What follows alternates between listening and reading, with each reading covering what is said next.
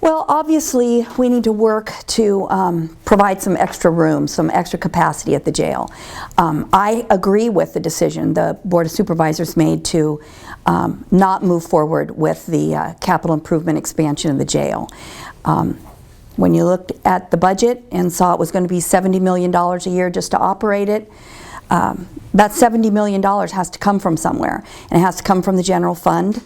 And 60% of the county's discretionary money already goes to public safety. And without touching public safety, it would have required across-the-board cuts of up to 25%. And if you're not willing to make those kind of sweeping cuts, then you have to have the conversation, and I know because we've had to do it, you have to have that conversation, then what departments and what services are you going to eliminate in their entirety? And I think going forward, we have to get smart on crime, not just tough on crime. And I think the jail is a perfect example of that.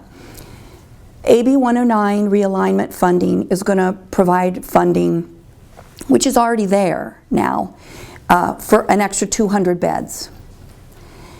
The pretrial assessment program, which is in the process of being implemented and came out of the Marshall Plan on Crime development, that should free up another 200 beds. 70% of the people in that jail have never been convicted of anything. They're awaiting trial. That assessment program should make sure that we're only putting the people in the jail that are either a danger to the public or a flight risk.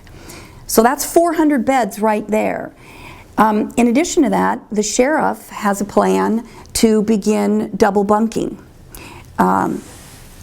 He estimates that could add an additional 200 beds. That's 600 beds without expending a nickel in capital improvement projects or any significant operational increases. I think that's an example of smarter crime attack.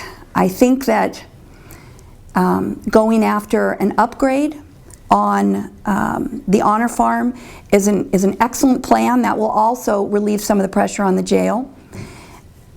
Along with everybody else, I'm disappointed that after being awarded the grant to do that, there was an appeal and the funding in this round went to Stanislaus.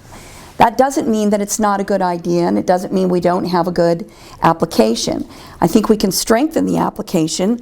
The sheriff has said publicly that he has confidence that it will be approved at some point. That also will help. So I think we have to be cognizant coming out of this recession.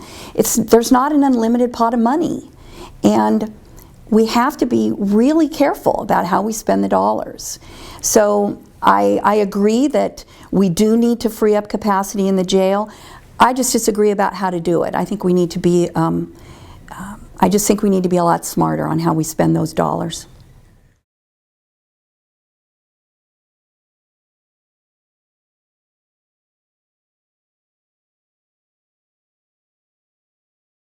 I think in a lot of areas, most areas, the county does a good job.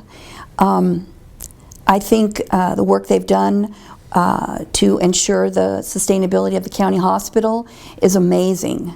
To have gone from a $22 million a year deficit to the prospect of posting a $5 million surplus in only about 6 years is pretty phenomenal in my book. I do think, though, that mental health is an area that probably is going to need more attention in the future, especially with AB 109, with realignment and more of the responsibility for the criminal justice system at the local level. You know, a large percentage of folks that are incarcerated are there because of mental illness, and then another very large component, I think almost 50%, are there because of substance abuse problems. And those are problems and issues that I do think are best dealt with at the local level. You know, all the people that get out of prison or jail at some point, they go back to where they were incarcerated. They're ours. They're coming back here. And I think when we have the responsibility for them, we will be more willing to invest in programs and services that will keep them from reoffending and will actually help make them productive members of the community again.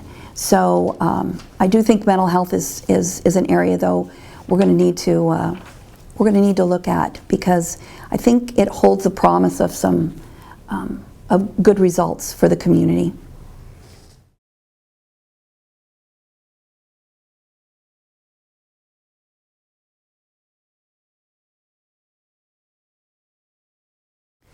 Well,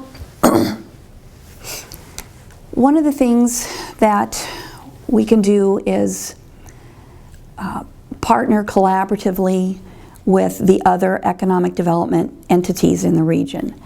I think for the most part, the county has done a pretty good job of that. I think it's been more often in the past, it's been the cities that have kind of wanted to go their own way, and sometimes we seem to be working at cross purposes. So I think the county can take a larger role as a convener in terms of helping to coordinate those efforts, work with the cities. A lot of that comes down to relationships, and I think having positive relationships with the elected officials in the cities is very important to make sure everybody's on the same page. I agree with the county's plan on their general plan revise to focus future residential development within the existing incorporated cities. I think that's the more appropriate place for that kind of development. A lot of it's being mandated from the state with SB 375 and the Sustainable Communities Plan.